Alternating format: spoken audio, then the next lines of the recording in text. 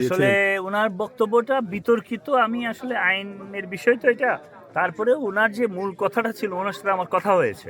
উনি মূল থিমটা যেটা বুঝাইতে চাচ্ছেন, আসলে ওই থিমটা বোঝা উচিত। উনি বলেছেন যেই আদালতে যুদ্ধ অপরাধের বিচার হয়েছে, সেই আদালতে হাসিনার বিচারটা হচ্ছে, উনি এটাতে ডিফার করেছেন। আমি যতটুকু বুঝছি, আমার বোঝার মধ্যে ভুলও হতে পারে, বাট উনি বলেছেন যুদ্ধ অপরাধের অপরাধীতে যেখানে রাজাকার আলবদরদের ফাঁসি হওয়ার কথা, এখানে ফাঁসির মঞ্চে অনেকে ঝুলেছেন, কয়েকটা ফাঁসি ভুলও হতে পারে, আর কয়েকজনকে অন্যায়ভাবেও করেছে, সেটা আমরা প্রতিবাদ করেছি, আমাদের নেত্রী প্রতিবাদ করেছে। তবে যুদ্ধ অপরাধ তো বাংলাদেশে হয়েছে, যেটা শেখ মুজিব বিচারটা করে নাই। এই জন্য শেখ মুজিব সাহেবের বিচার আগে করা উচিত ছিল। ৭১-এর পরে যারা অপরাধ করেছে তাদের বিচার করবে না? আমার চাচাকে যারা হত্যা করেছে, আমার ভাইকে যারা হত্যা করেছে, আমি কি বিচার চাবো না? আমার বোনকে যারা দর্শন করেছে তার বিচার হবে না? এই যে হাসিনা আমাদের সন্তানদেরকে হত্যা করলো, আমরা ১ বছরের মাথায় তো তার বিচার করলাম। আমরা তো তার বিচারের কাঠগড়ায় দাঁড় করিয়েছি, তার ফাঁসির মঞ্চে ঝুলেছেন। আগামী বৃহস্পতিবারে আরও ৩টা মামলার রায় আছে।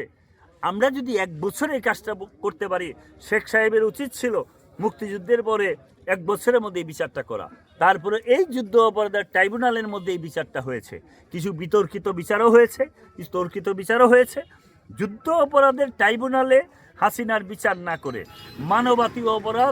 মানবতা বিরোধী অপরাধ করেছেন ওয়াসিম সাঈদ মুগ্ধের জন্য প্রয়োজন একটা ট্রাইব্যুনাল সৃষ্টি করে তাদের বিচারটা করলে মনে আরো ভালো হতো। না হলে কথাটা উঠতেছে যে আগে রাজাকারদেরকে যেখানে ফাঁসি দেওয়া হয়েছে, সেই রাজাকাররাই কি আবার হাসিনাকে ফাঁসির মঞ্চে ঝুলাচ্ছে? একটা প্রশ্ন তো আসতেই পারে। সুতরাং আমার কাছে মনে হয়েছে, যেহেতু আদালত গঠন করে এটা হয়েছে, ফজলুর রহমান সাহেব সম্ভবত এই জিনিসটা বুঝাইতে চাচ্ছিলেন যে এটাতে ফাঁসির রায় হয়েছে রাজাকার আলবদরদেরকে, এখানে হাসিনার ফাঁসিটা হওয়া ঠিক হচ্ছে না, আলাদা আলাদা আদালত করতে। আসলে এদেশের মানুষের ওপিনিয়ন দেওয়ার সুযোগ আছে, এই সুযোগ থেকেই উনি ওপিনিয়নটা দিয়েছেন।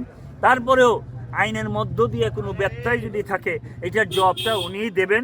তবে আমি মনে করি যে এই যুদ্ধ অপরাধের চেয়ে মানবতাবিরোধী অপরাধ যেটা শেখ হাসিনা করেছেন, এটার জন্যে স্পেশাল ট্রাইব্যুনাল করে সমস্ত বিচার আগামী ১ বছরের মধ্যে শেষ করে দিতে হবে। সেটা আমারও দাবি। আমি চাই না সে বছরকে বছর ঝুলতে থাকবে, ফাঁসির মঞ্চ হবে, তারপরে ২০ বছর ৩০ বছরেও ফাঁসি হবে না। এই আইন হয় না, কারণ উনি নগদ হত্যা করেছেন। উনি যে মেরেছেন, উনি তো স্বীকার দিয়েছেন, বলেছেন এই ওরে গুলি কর, মেরে ফেল, ওরে হত্যা কর, ওরে হেলিকপ্টার থেকে গুলি করো, এগুলি বলেছেন না? এর প্রমাণের চেয়ে তো আর বড় প্রমাণ থাকতে পারে না। সুতরাং আমার কাছে মনে হয় যে ট্রাইব্যুনাল হয়েছে, সেই ট্রাইব্যুনালে বিচার হচ্ছে। অ্যাডভোকেট ফজলুর রহমান সাহেব একজন বিজ্ঞ আইনজীবী, উনি যদি কোনো কথা বলে থাকেন, যদি আইনগতভাবে সেটা সঠিক হয়, তাহলে তাকে সংশোধন করে সেই কাজটা করা উচিত। না হলে কোনো কথা বললেই আপনি কথার উপর ধরে ফেলবেন, আইন অমান্য হয়েছে কথা বলে ফেলবেন। এটার জন্য তো ২৪-এর অভ্যুত্থান হয় নাই, এটা হাসিনা করতো। যখন আমরা কোনো কথা বলতাম তখনই আমাদেরকে আইনের কাতারে নিত। উনি যদি তত্ত্বভিত্তিক কথা বলে থাকে, অবশ্যই তার কথা গুরুত্ব দিতে হবে।